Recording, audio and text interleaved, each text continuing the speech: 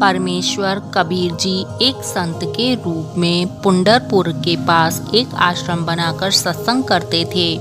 एक परिवार ने भी दीक्षा उस संत से ले रखी थी। परिवार में 3 प्राणी थे, रंका तथा उसकी पत्नी बंका तथा बेटी अवंका। रंका बहुत निर्धन था। दोनों पति पत्नी जंगल से लकड़ी तोड़कर लाते थे और शहर में बेचकर निर्वाह चला रहे थे। परमात्मा के विधान को गहराई से जाना था।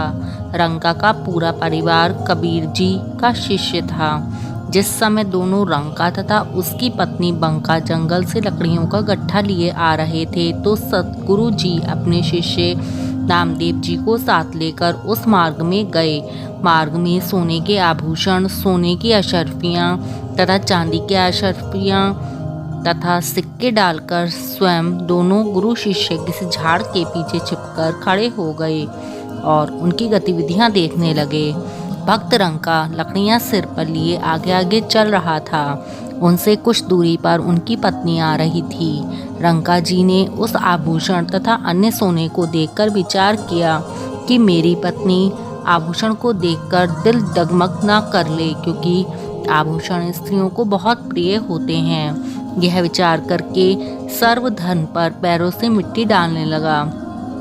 उसकी पत्नी बंका जी की दृष्टि अपने पति की क्रिया पर पड़ी तो समझते देर न लगी और बोली, चलो भक्त जी, मिट्टी पर मिट्टी क्यों डाल रहे हो। एक दिन रंका तथा बंका दोनों पति पत्नी गुरु जी के सत्संग में गए हुए थे। अचानक झोपड़ी में आग लग गई। सारा सामान जलकर राख हो गया। अवंका दौड़ी दौड़ी सत्संग में गई और कहा, माँ, झोपड़ी में आग लग गई, सब जलकर राख हो गया। माँ बंका जी ने पूछा कि क्या बचा है। अवंका ने बताया कि केवल एक खटिया बची है जो बाहर थी। माँ बंका ने कहा, बेटी जा, उस खाट को भी उसी आग में डाल दे और आकर सत्संग सुन ले।